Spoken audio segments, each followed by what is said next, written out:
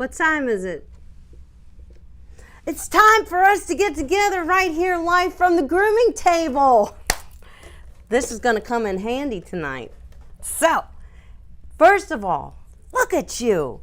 Great to see you guys. You're coming here from all over.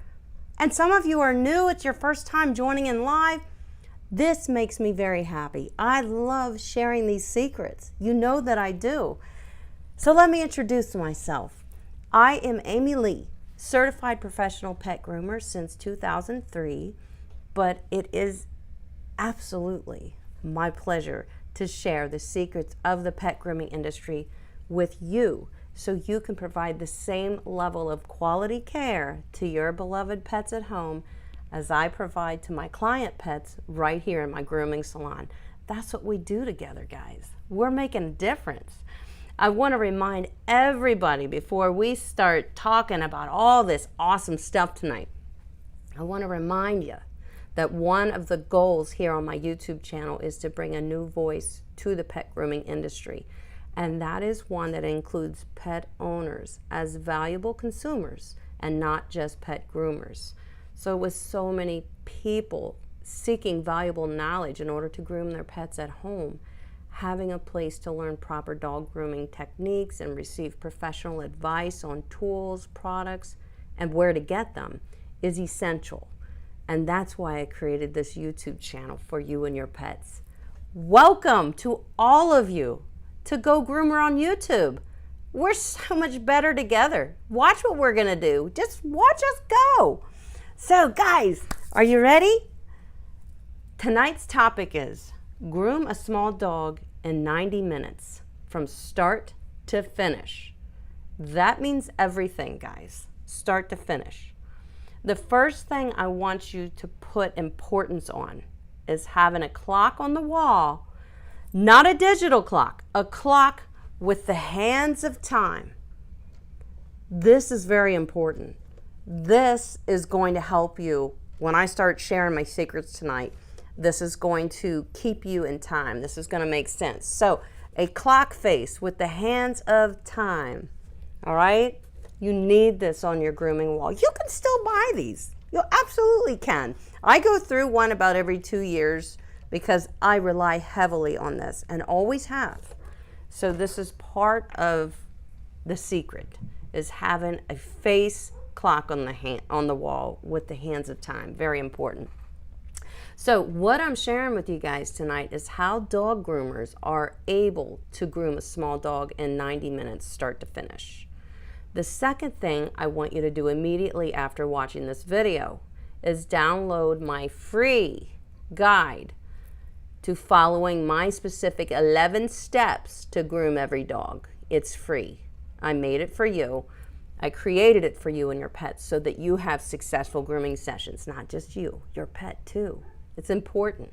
So please take advantage of having this grooming guide and printing it out as a reference for you to follow as you groom dogs, whether it's your own dog or your own multiple dogs, or you're a pet groomer, whichever one. Print it out. It's free and it's made for you to help you.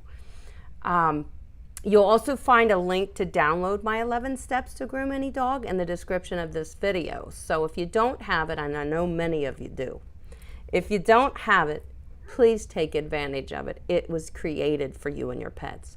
Go download it. It's free. Print it out. It is a nice thing to have with you as you groom dogs, especially if you don't groom dogs very often. It helps keep you on track. Saving time is very important when we groom dogs. And it's not just important for you guys. It's important for your pets too. Because a lengthy grooming session begins to be unpleasant to them. You know, they get real bored. So the info that I'm sharing with you right here tonight, guys, along with your own copy of my 11 steps to follow, will help you groom your dog like a professional.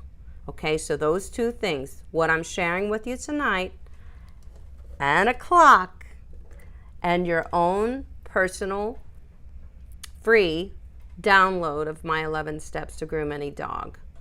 those are the things that I want you to focus on to take away here tonight and start saving time when you groom your dogs. The idea is to always perform the steps of a groom in the same order, no matter what breed or coat type that you're grooming. Couple that in with my secret formula to follow specific time frames that group these steps into grooming categories. Okay? So this is a formula. We're grouping my 11 steps into specific categories. And then you will have the best recipe that you could have to complete a successful dog grooming session, my friends, and save time. So, eliminating the possibility of you forgetting or skipping a step and keeping you on time of the groom. That's what we're doing here, okay? That's what we're talking about tonight. And I'm providing you tonight with everything you need to help you get there, okay? You're not going to groom a dog in 90 minutes the first time. And don't be discouraged about that. But I will tell you this, you're going to improve every time you groom a dog or your own dog. You're going to improve every single time, and I promise you that. I have been through it myself every time. I still improve every time I groom a dog, and I aim to always improve every time I groom a dog. And I've been grooming since 2003 professionally. I can't even tell you how many dogs I've groomed. I couldn't even begin to throw a number out there. I'd have to sit down and think about that. So, this is something else I want to show you before we get started. Speaking of things that are extremely helpful, this is my blueprint I released this a couple weeks ago. This is amazing. I created a dog grooming fail-proof blueprint guide that is designed to walk you through the steps of a groom as if it were your own private lesson with me. These are my steps.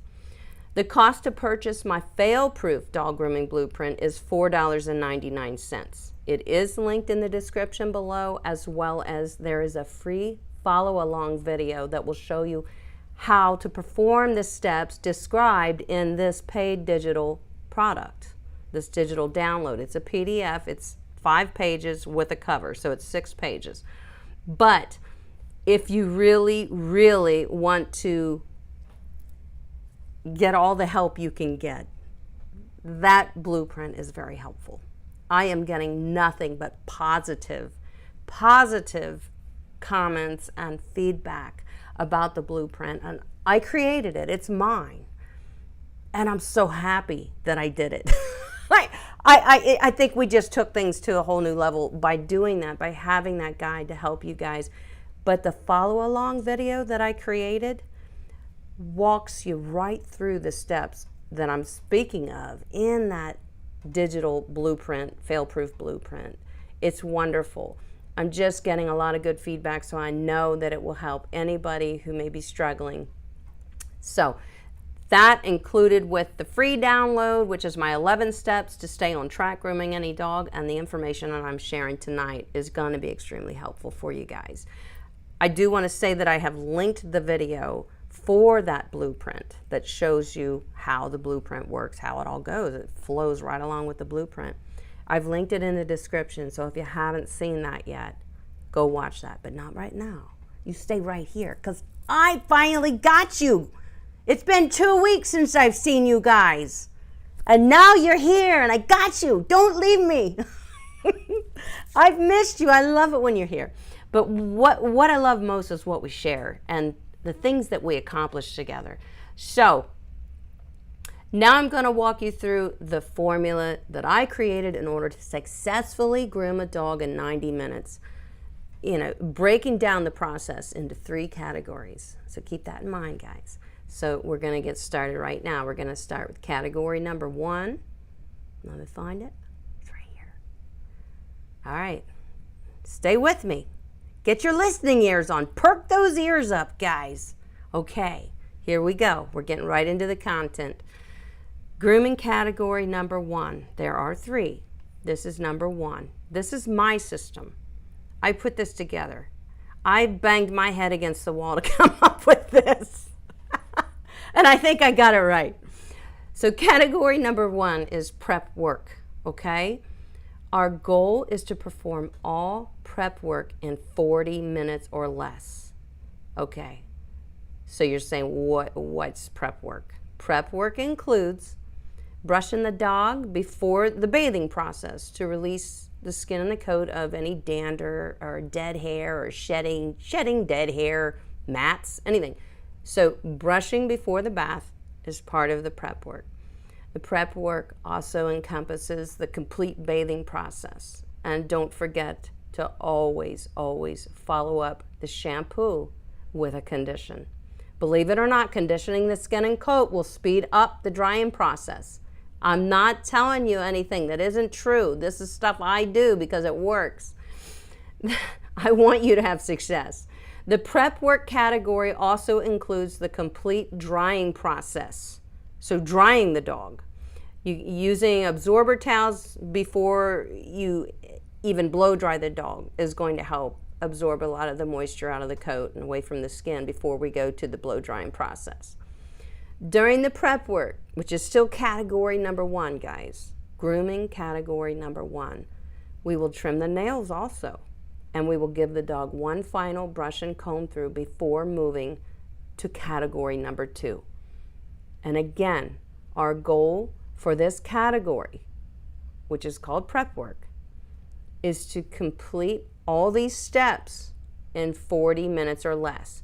So it's all about staying on time. We want to perform category number 1, which is all prep work, in 40 minutes or less. And you may find often that you can do this in a half an hour easily. I can, but I like to take my time.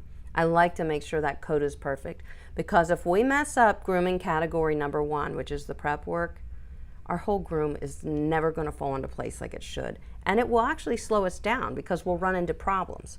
We'll maybe not have our coat properly prepped right, and if we're using guard combs or blades to get through the dog, we're having trouble getting it through the dog. The prep work is important. So if we didn't do that prep work right, it is not going to save us time on our groom. So it's going to mess up our whole system. And we're not having it. We're not having it. Now, let's move on. Category number 2. There are 3, remember?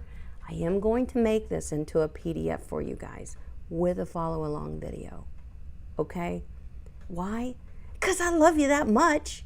And your pets. It's coming. Just takes a little work. I'll get there.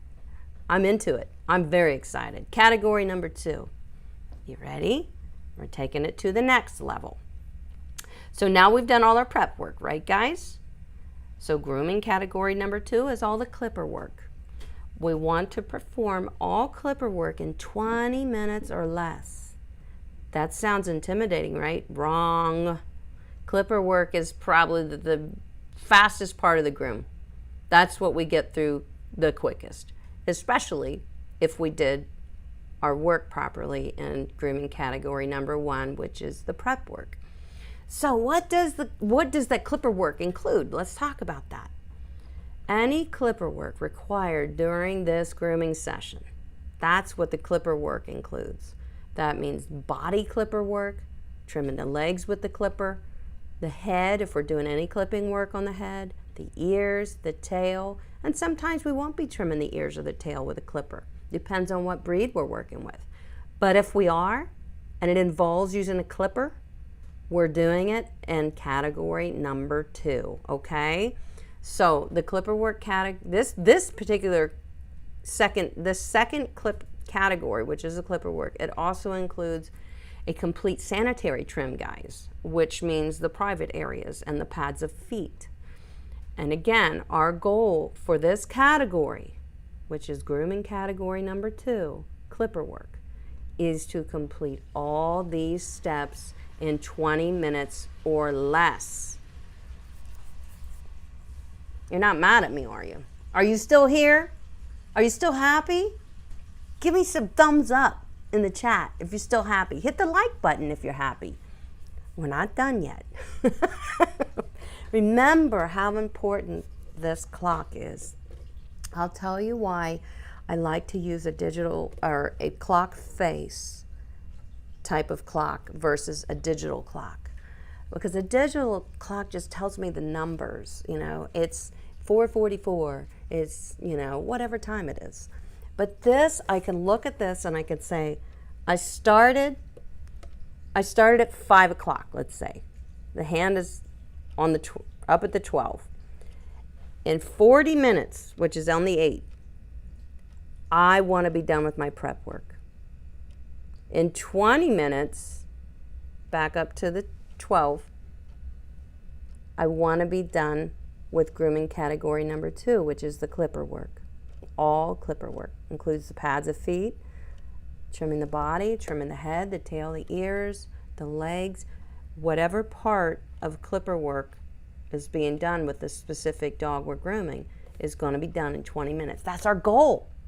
That's our goal. If we don't have these goals, you won't be able to stay on time. So when you know you're trying to achieve a goal, it really keeps you focused. And having those 11 steps to groom any dog really helps to keep you focused. I promise. That's the point, and keep you on track. Look at all those beautiful thumbs and other beautiful happy emojis. Thank you guys. I know you're listening. Are you getting value? That's what I'm hoping. I want to add value, and I want to offer you some type of transformation if you're having struggles with pet grooming. I want to help you transform those frustrations into a positive experience for you and your pet. Okay, so we've talked about the 2 grooming categories. There's one more. So let's talk about that. I'm sure you guys know what it is. Let's talk about it. Okay. Our last grooming category, number 3, is scissor finish work. All of the scissor finish work. So perform all scissor finish work in the remaining 30 minutes or less. You may get it done sooner. And this is the home stretch, guys. That means you're getting close. The nice thing about keeping time is what you've accomplished already. You're like, okay, I got through category 1. I'm on category 2, and now I'm on category 3. So you're accomplishing something and you're getting there. And that's our goal. So what is the scissor finish work? What does that include? Well, let me tell you. It's all the scissor work that needs to be performed in order to complete this groom. So tying the clipper work in and completing the head, the body, the ears, the tail, the legs, the feet, any scissor work that needs to be done to tie in, to finish the job. Sometimes we only do so much work with our clipper and the rest is left to be scissor finished. The scissor work category also includes the use of blending shears often. And we use them to soften and to blend your clipper work together with your scissor work. And we also use blending shears to kind of hide some mistakes that we may have made with our clipper work or with our straight shears. But our goal for this category, grooming category number 3, which is scissor finish work, is to complete all these steps in 30 minutes or less. Right? You can do it. You can do it. If I can do it, you can do it. I know I'm a professional, but I started somewhere, just like everybody in here started somewhere. This is our goal. And I gotta tell you, keeping time with a clock specifically, keeping time has helped me so much learn to tie my grooms together, keep me on track, keep me on task. That clock, I'm always looking up at it. My clock is always right there. There's a big, dirty, shaded thing on the wall where I took it down. And dog hairs in here and all kinds of stuff, But yes, it is a key factor for me. And that's why I'm sharing it with you today, guys, because I want you to really have the success, and I want you to know the things that make us successful. So, that is the model to be able to groom a small dog in 90 minutes or less. You may do it in less time than that. Trust me, I do. Sometimes I'm kind of fighting against the clock, but most times I'm right on track. And I've learned to separate my grooms into those 3 categories, no matter what type of breed I'm grooming. And it has helped me stay on track, along with my friend here, my little clock. It's my buddy. He helps me tremendously. And guys, this goes for even if you're grooming a dog, possibly, you know, a dog that doesn't get a haircut, like say a double-coated dog. Well, we're going to spend a little more time, obviously, on the drying process, and depending on the size of the dog, but we're talking small dogs in this video, 90 minutes for small dogs. So say we're doing a D-shed. There's hubby. Say we're doing a D-shed on a Pomeranian. And when I say D-shed, I don't mean that we're trying to take out as much undercoat as we can. We're only ever taking out as much undercoat as the coat is ready to give us. And I have videos on my channel that help us, you know, learn when to say what's enough, what tools are safe to use, what tools are not safe to use on a shedding dog or a double-coated dog. So I have plenty of videos to help you guys. They're all up there for you. But let me tell you a couple of takeaways. These are a couple of helpful takeaways from our session here tonight, what we're talking about. If you could take some things away and remember, I want you to remember it's very important to schedule your dog's full groom every 4 to 6 weeks, and you will never have an abundance of coat to slow down your grooming session. The dogs tremendously benefit from this too, guys, not having a lengthy grooming session. But ultimately, that's what I want you to know. If you groom your dog yourself, or if you take your dog to a groomer, keep them on a 4 to 6 week schedule, because honestly, that is what's going to make this possible for your pet when they go to the groomer, or for you and your pet when you groom them, staying on these time frames in these 3 categories. If you have an abundance of coat, oftentimes we then have to pre-clip it, because it's far too much coat to wash and dry and maintain any type of time frame. But pre-clipping is another step. So that just blew the chances of us having success with this process right here, this little formula that we're talking about tonight. So definitely every 4 to 6 weeks, guys, have your dogs groomed. And there are many other benefits to that too, but that's another topic. And here's another thing, another takeaway, guys. Don't skip the conditioning step after you shampoo your dogs when you groom them. Don't skip the condition. It definitely will speed up the groom due to the fact that conditioning balances the skin and coat, and it closes the hair follicle, the cuticle, I'm sorry. It closes the hair cuticle, which will also promote easier maintenance, brushing between grooms, and help prevent matting too. By properly bathing and conditioning the skin and coat, it seals the cuticle again, so it's not going to be as willing to mat or be hard to brush out. And it's better for your dog's hair and their skin. So you will get used to watching the clock, guys. I do it all the time. You will get used to watching the clock as you work through these 3 grooming categories, and it will all start to become natural to you. And following those 11 steps to groom any dog will keep you on track during your grooming session. That's the idea. That is how professional groomers get this done. They have a formula, and I'm sharing mine with you right here tonight. My 11 steps to groom any dog, those are my steps that I follow, that I decided are the best steps to keep me on track to follow this formula, which are the 3 categories of grooming dogs. So I really, really want you guys to take advantage of that. I got an announcement real quick to make. Channel members, hounds, I see you in the chat. I see all of you in the chat. So I can't wait to see you all again during our session 4 of Sheer Joy with Amy Lee on September 9th at 1 p.m. In the last session, we learned all about the how to balance out the trim on a body that's unbalanced. You know, that's what we focused on. This time it's all about the different head trims and how to choose the head trim style for the different dogs, whether they're mixed breeds or purebreds. It can be very difficult with mixed breeds to determine what type of head trim do I want to do with this dog. There's a formula to that too. My hounds, my members, get that information. So don't forget, if you're a channel member and you're unable to join the Zoom session live, it will always be recorded for you and uploaded to view and learn at your convenience.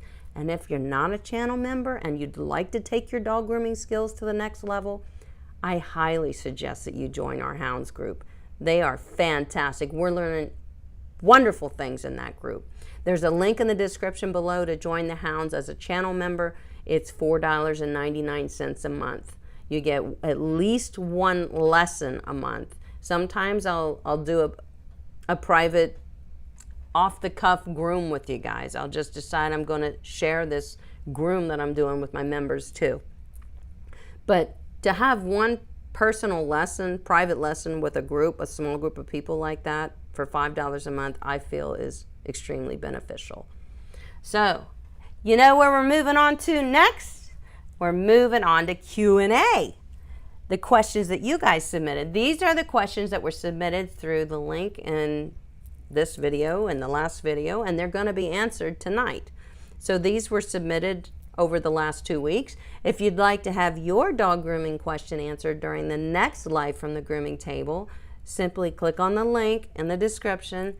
It takes you to a Google form. Fill it out. It's easy. And then you hit submit, and it comes right to me. Boom, I get a notice. It's kind of exciting. But anyway, it's a great way to get your specific questions answered, because you can be very specific, and I can be very detailed in my answers when you submit those questions. Because if I have to think about something, you know, what product do I like to use for this specific coat type? How do I like to handle this specific coat type? Or whatever it is, I can give it some thought and decide what information I want to bring back to you guys live from the grooming table. So let's go right to those Q&As. We have a couple questions that were submitted, only 3. So 3 of you are getting your questions answered because the rest of you didn't submit your questions. Bad, bad, bad. So the first question comes from Jeffrey, and I see Jeffrey's in the chat, which is awesome. I love it when you guys can join, especially if you have a question. Hi, Jeffrey. So Jeffrey is, he says he has an Aussie, he has a Border Collie, or he's getting one, I think. And he has, oh, you do have one, and a Golden Doodle. So the question is, when creating your lines, now he's talking about stuff from Sheer Joy, the stuff we learn in our members group, in our hounds. When creating your lines, meaning putting the outline on the dog, okay? If the dog owner has home groomed the dog and cut holes into the coat, do you change your lines to blend it, or keep the lines and say, not my problem to fix? As a professional, he's asking, what would I do as a professional? That's a great question, because as a professional, I will say this, and maybe some pet groomers feel differently about that, so I'm going to answer this from me, from what I do and why I do it as a professional. When I have a dog that the bangs are cut back too short, you know, looks like a kindergartner, cut his own hair, that kind of thing, and you actually need a little bit of a visor for that trim, you know, what do? I have to modify the trim. I always will modify the trim to not show imperfections. As a professional, I feel if I send a dog out of here with any visual imperfections that I can see, that I notice, then I'm not being professional. So if the trim has to be modified and it's different than what we usually do with that client's pet, and the client, I'll talk to them about it prior to. I always evaluate the dogs when they come in. When I come in and greet the dog, how you doing, Fluffy? I am actually really evaluating the condition of the dog. Oh, Fluffy's doing good. How's she been doing? But I'm touching her. I'm looking. Do I feel mats? Do I see fleas? You know, do I see any skin issues? I'm always evaluating the dog when I greet them, and that's a good trick. It's not a trick, but it's good to do that.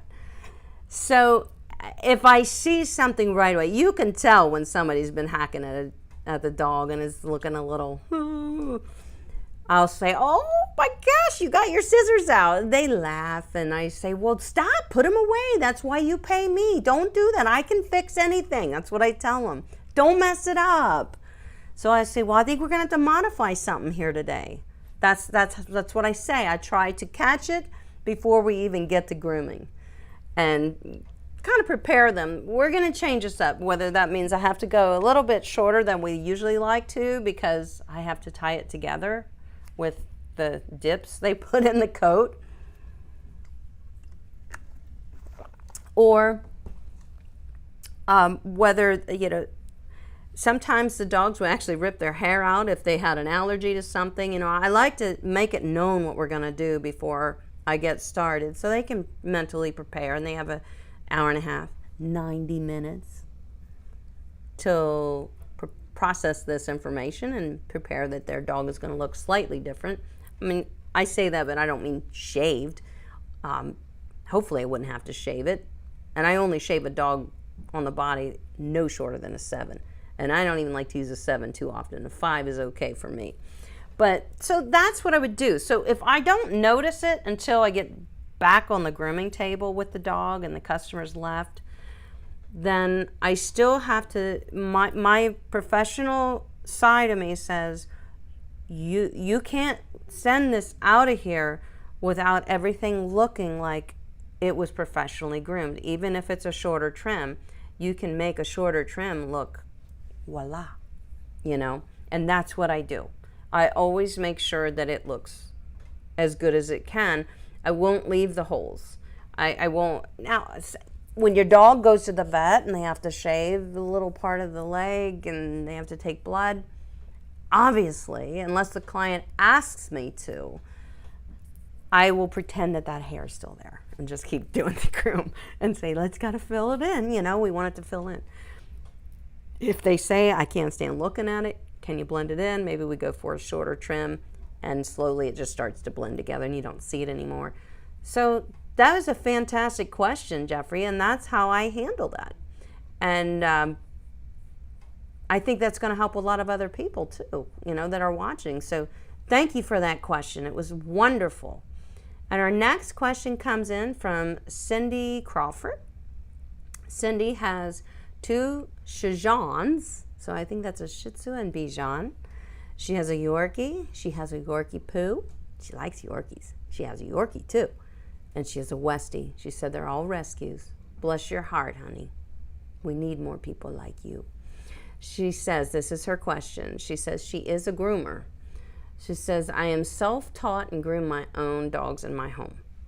I only groom small dogs because I'm disabled and I have to sit to groom. That makes sense. And that I'm glad that you do sit down to groom and not try to wear yourself out leaning over a grooming table. She says, I know several holds and even use a sling, etc. at times if I need for cutting the nails. She said, I wait until after the bath and rarely cut a quick. That's fantastic. That means you're getting good at it. That's what that means. You're getting good at judging where the quick is and understanding that whole process. Most of the dogs that I groom hate to have their nails clipped or even touched. I can relate to that. I like to have my nails trimmed, but some dogs don't. Especially my own dogs, she said, they fuss a lot. She says, I can still manage to get it done, but it's a fight. I usually get scratched or I bleed and I struggle and it hurts my back and it's just a whole frustrating mess. Noticed on your videos that the dog just stands still and lets you do anything. How can I get a difficult dog to settle down and let me do it without a fight? That's a great question. And I have pulled this up here for you. This is one of my favorite videos. I think everybody should watch it. It's called Stay on the Table, Items That Will Keep Your Dog from Falling Off the Grooming Table. It's not just about keeping them from falling off the grooming table, but when we safely secure a dog on the grooming table, they feel more secure. They often will give us better behavior because they're properly, safely harnessed on the grooming table. Safely is the word, and there is a right and a wrong way to do it. So please go watch that video, guys. It is extremely helpful. It's a great video. I forget, it's maybe a year old, 2 years old, but it's a good one. So Cindy, that's the one I want you to watch. There's a couple of them on there that will help you, but items that will keep your dog from falling off the grooming table. And the reason I'm telling you this is because I know this from grooming. When I give a dog a lot of freedom on the grooming table, and I can do that with many dogs, meaning I don't have to hitch them to the grooming arm as well. They're just going to stay right here for me. I don't have to go to that extra step. But if I see a dog dancing a lot, and that means they're a little nervous or fearful or aggravated up on the table. So what I got to do is position them better on the grooming table so they feel safer. They know they need to stay there, and they're less likely to fuss about it. So that's the idea, and that video will help you. There's another video that I did with my English Bulldog, Little Gus, that demonstrates safely securing your dog on the grooming table, and it will help you, I promise. So if you're struggling with that, any of you, I'm so glad that you asked that question, Cindy, because it is going to help other people. So kudos to you, and it will improve. Remember to stay calm. Don't fight with you. If your dog's fighting with you, don't fight back. No, give me the foot. Give me the foot. Don't do it. Don't make it that type of a game or a fight, because now the dog's going to expect to fight you on the grooming table. Oh, you're going to fight me? Okay, then we're going to fight about this. That's what we do, right? Because he's a dog. He doesn't understand English. You know, no, we're not going to fight. You're going to act like a fool. I'm going to make you stand up when you're done throwing your little fit. I'm going to put you back into position, possibly, you know, put a second hitch onto our safe grooming loop to keep you from being able to do more than this. And it almost is a for those dogs that think they have to fight about it, it's almost like a moment of defeat for them, honestly. So if that's what it takes, then that's what it takes. And what happens then is they see, oh, so we didn't fight, and she's in charge, obviously, and it didn't hurt. And eventually, it'll get better. It may not happen the first time you try different approach with the dog, because they may already have it in their brain that when they're up on that grooming table, we fight. So it may take time to change their mind, but you can do it. You honestly can. So Cindy, I appreciate that question. I'm sure many other people appreciate that question. And I wish you the best of luck, and wouldn't mind if you email me at some point if you have success or if you're not having success, and see if there's anything else I can do to help. I can come up with some other ideas if you make me. And our third and final question submitted comes in from Teresa. And Teresa says she has a Shih Tzu puppy. It's 14 weeks old. Oh my gosh, I can only imagine the cuteness. So, a little Shih Tzu puppy, 14 weeks old. How and what age to train a puppy to accept having their hair from their ear canals plucked out? Good question. So how to get a young dog to accept ear plucking? Well, because it's a young dog, don't forget that any grooming method is new to them. Brushing them, bathing them, touching them in places that you don't normally touch them unless you're grooming. So this is all new to them. So don't forget that working with a puppy is a training process. And I like to, if you're going to be doing this part of the groom yourself or all of the groom yourself, whatever you're going to be doing, have a place dedicated to where you work with that dog. And so they can already associate oh, mom puts a mat on the card table, and she gets me up there and she brushes me. So the dog is going to start to associate that area with where you guys work together, and that's the only thing you do there. And that starts to automatically train the dog. But I would always encourage everybody to at least purchase a portable grooming table if you're going to be working with your dogs at home. They are so affordable, and they're a game changer. Especially having yourself a grooming arm with a safe grooming loop and a secure system to keep them on the table. It just becomes a place where they work for you. And that already starts to set the pace for you to introduce new grooming methods as the need presents itself, because they're a puppy, remember? So when they first come in, we're doing a lot of brushing, some nail trimming, a little bit of hand scissoring, which dogs never seem to mind the scissor work. And we're not really introducing clipper work to the body, the head, the legs for a little while. We may do a little light clipper work around the eyes. It's good. It gets them used to the sound and the vibration of the clipper. Never make it a fight. That's important. Stop everything, reposition the dog. That's called a reset button. And we start again.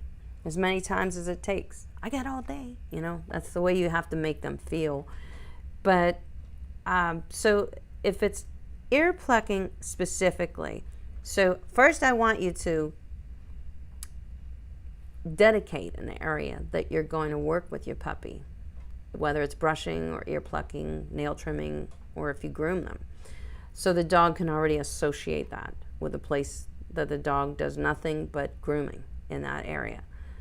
And then when we're talking about ear plucking specifically, and not all breeds produce a lot of hair in their ear canals. Not all breeds do.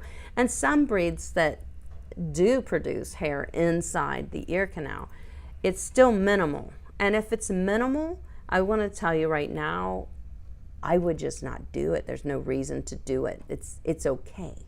But there are dogs, a lot of Shih Tzus, a lot of Schnauzers, and Poodles specifically. Those breeds come to mind specifically that at times can just absolutely grow a completely packed ear full of hair down in that canal. And at that point, I feel like some of the hair should come out as long as it's a healthy ear. If your dog's ear is unhealthy, red, inflamed, very smelly, you might want to back off of considering plucking the hair out until you get the ears cleaned enough for a week or two, get things going in the right direction. If the ear's irritated, the last thing you want to do is leave an open hair follicle in there, because if there is a good bit of bacteria, if there's smell and irritation, that can get into the pore. It can cause a problem. So when we do pluck the hair, we pluck very small amounts at a time. When we do pluck it, and it doesn't hurt them if it's done properly. It does not hurt the dog. But what it can do is leave that follicle very open. Not really a problem if the ear is healthy. So what I would do is, I would just gently, if the dog right away when you go to touch that area because he thinks you're going to pluck him, if he gets defensive, then just do your best to make him feel that you're not there to attack him, that it's a calm moment, be very calm.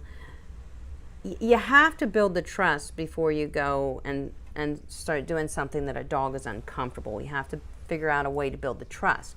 And for me, that is then to move on to another area, maybe go back to brushing, and then revisit that. Let's see, and don't be like, here, hold still. Your dog's not going to like that. Puppies are notorious for crying wolf.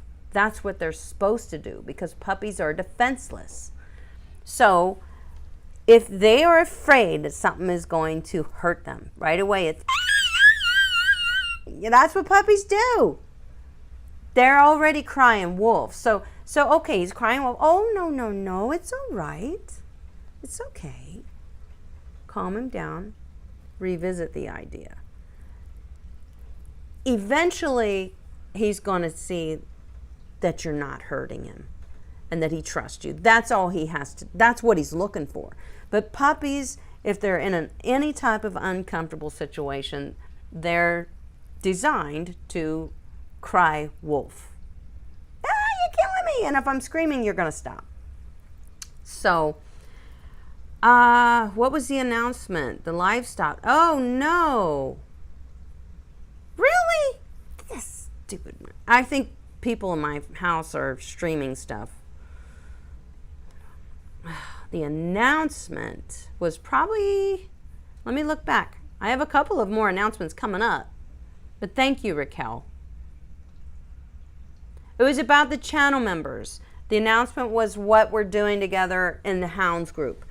And is taking our dog grooming to another level, to the next level, you know, from beginner to a little more fine tuning, and it just, you know, we're learning about outlines, how to set outlines on dogs, how to set patterns, how to determine head trims, that kind of stuff. And also the announcement was to remind our hounds, our channel members, that these sessions are always recorded, because obviously we come from all over the world and we can't always be there at whatever time the session is. They're once a month. So that was the announcement to remind everybody that we've had some successful sessions in the past here. The last 3 times have been fantastic. And we have our next one scheduled, which is, and the hounds know this, the next one's scheduled for September 9th at 1 p.m. And it's about head trims, all about the different head trims and how to choose the head style for different mixed breeds, purebreds, how to choose that. It can be very difficult when working with mixed breeds oftentimes. And I also wanted to remind everybody who's not a channel member that that option is available to you for $4.99. You get this lesson every month, plus a lot of other perks that regular subscribers don't get. So if you're looking to take your pet grooming to the next level, you might want to join as a channel member, because it's pretty fantastic. So yeah, I saw the internet was acting goofy again. I could see it going red, and I'm like, I know one of our teenagers was streaming a movie on Xfinity, which I would only imagine that uses Wi-Fi. Asked everybody not to use the Wi-Fi, but you know how that goes. So I apologize for that, guys, because I can't stand it when stuff like that happens when we get together. We only get together once every 2 weeks. I would appreciate it if everybody could just let us have this hour together without interfering, right, with the Wi-Fi. So I do have a couple of other announcements to make too. That was the end of our Q&A. Our next scheduled live from the grooming table is scheduled for August 29th at 5:30 Eastern Standard Time. That's in 2 weeks, on a Monday, of course. Now Mondays are our favorite day. I used to hate Mondays, but since we've been getting together, this is like our 3rd year of getting together live from the grooming table. I love Mondays now. So it is scheduled for August 29th at 5:30, and the topic is never demat your dog again and how to prevent matting. Oh, believe me, there's some stuff to that. Things you never knew that cause your dog to easily become matted. I'm going to share with you, and I'm going to help you. I will share all my professional secrets so that your pets and you will never suffer from those painful, tangled mats again. So that is the topic for the next live stream. Never demat your dog again and how to prevent matting. So a couple of other things that are coming up here in the very near future. This coming weekend, I am going to see a very special breeder of toy schnauzers. She has a very special business model for the dogs she breeds. They are extremely cared for. She trains them fully before she allows them to go to their forever homes. She actually can train them to be therapy dogs too, which she would have them for 8 to 12 months before she would let them go with their forever home. But we are going to be grooming toy Schnauzer puppies. I posted this on the community page a couple weeks ago or a week ago, guys. So if you want to check out her website and her Schnauzers, do so. It'll get you geared up for what's coming. We got some videos coming. We're definitely going to do a brand new Schnauzer video for you guys, an updated Schnauzer video, the Schnauzer trim. I'm also going to do a puppy Schnauzer trim for you guys. And one more thing that we're doing that I'm excited about is she has a couple of her Schnauzers. She keeps in more of just a terrier look, like what you would see with a Cairn Terrier or a Westie. And it's super cute. So we're also going to showcase that in a video. It's not going to be live. I'm going to take all the footage, bring it back home, and make it all work. But we're going to show you how, if you have a Schnauzer and you'd like to do just a teddy bear trim, it's super cute. So we're going to showcase that too. I'm really excited.